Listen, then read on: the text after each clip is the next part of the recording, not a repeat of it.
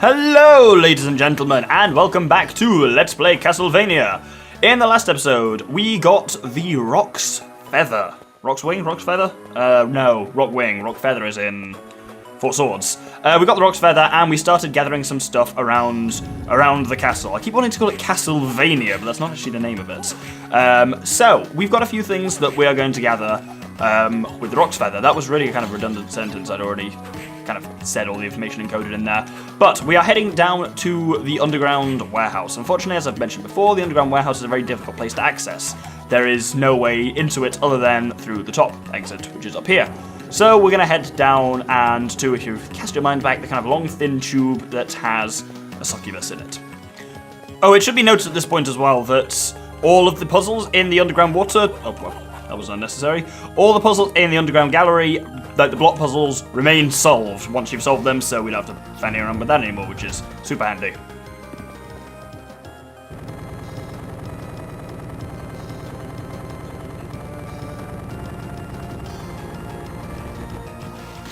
Now there you can somewhat see the advantages of the spooky motherfucker. And here as well, it's very useful for particularly things like the succubus that are fast-moving flying enemies that are difficult to get a fix on and give it just a solid whipping to. That sounds kind of kinky.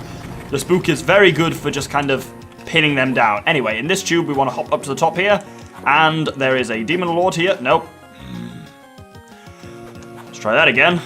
It's like, oh fuck, it's ideal to do what I didn't do there and grab yourself a basically keep hold of your double jump there so you can... Oh, we actually ran out of magic. That's the only thing with the spooky. Man, does it ever drain your magic. Anyway, we've got a hearts increase there. We've got one more area to go in the underground waterway, so let's head over to the right. So in this room, it's full of holy armors, so I'm going to just try and avoid them as much as possible because, you know, they're bastards and all that. But we need to not come that way. We need to hop... Oh, I got... Well, at least that was only a fox hunter that shot me in the mouth, not a holy armor. Holy armor, bad man. Right, we need to hop up here. We couldn't have done this before. Again, this is one of those ones that looks like you might be able to do it by wall kicking, but I believe... Oh, yeah, you can't quite do it. It's specifically designed so. One more thing to do. Let's head back to that tube with the succubus in it once more. Now, slightly above us here, there is a cracked hole in the wall. This had a Hearts in Max upgrade in it, but now it has a very interesting enemy. This is Lilith, or is it Lilim? Lilith. So she's very much like the fallen angel that we fought last episode outside the battle arena, as in a massive, massive bastard and extremely high on the old health.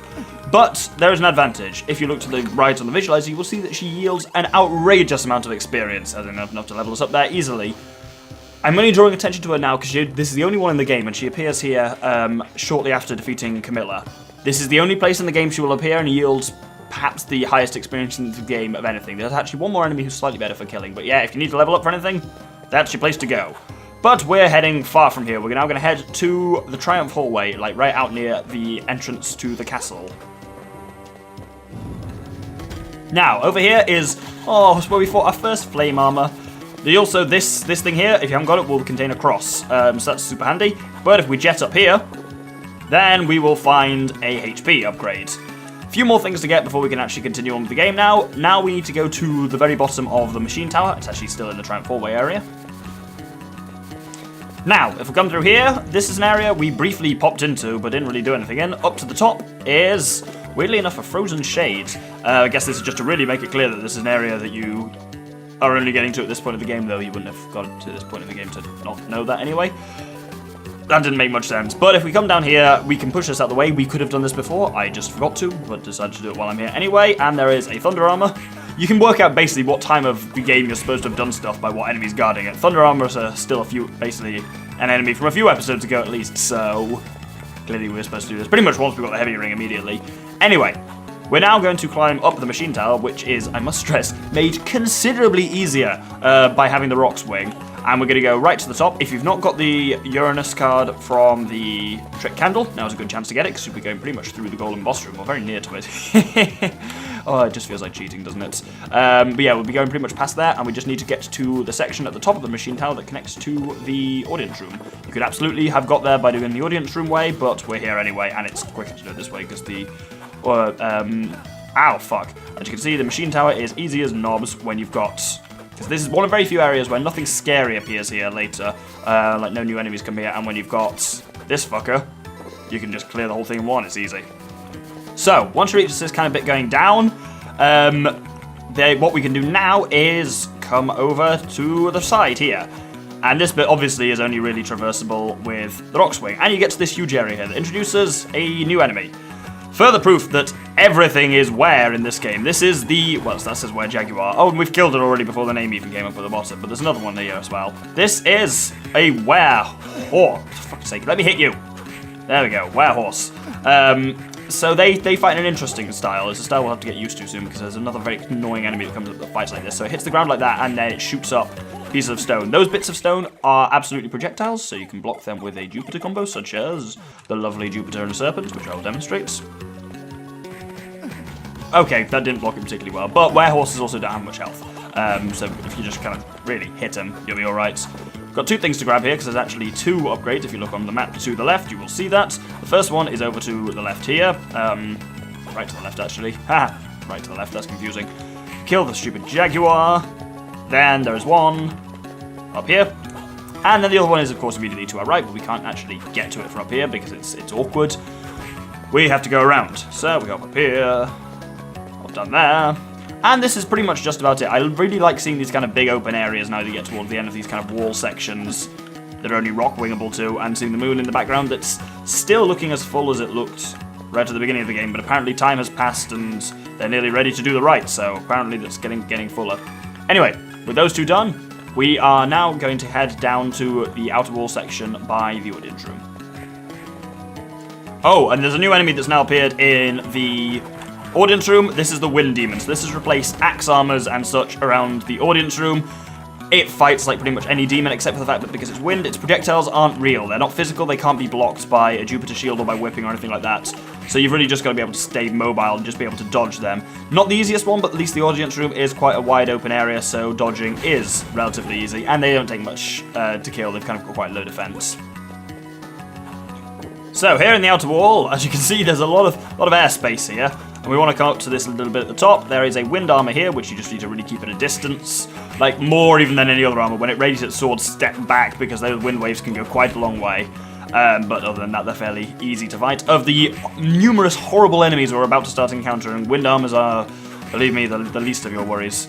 And as ever, do remember this going forwards, you have the Neptune combos, or if at least you're following this guide, you do, which means that you can become immune to any element of your choice. At least with armors, that's particularly easy to spot what element they are, because, you know, wind armors tend to be the wind element in a surprising turn of events. Anyway, we're going to finally go somewhere new. Let's go up here. And look at that, a stairway. Very odd place to a stairway. Enter the observation tower.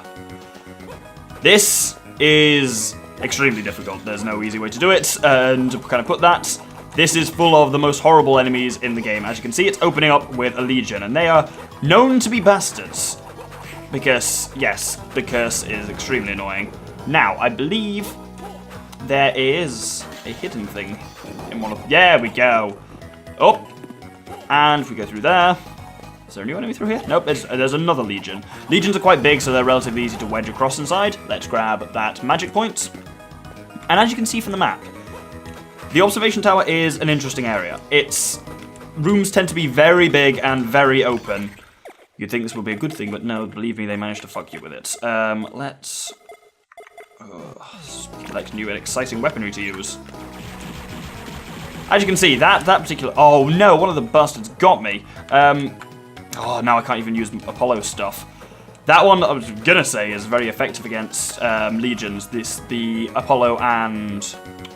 Wind, Apollo and Griffin, where you chuck a kind of tornado, but it didn't work particularly well there. I'm gonna wait for this curse to wear off.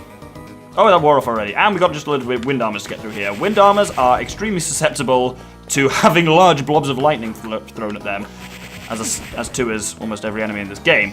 But wind armors particularly have quite low defense, so it really just does eat through them, and it goes in a bit of an arc.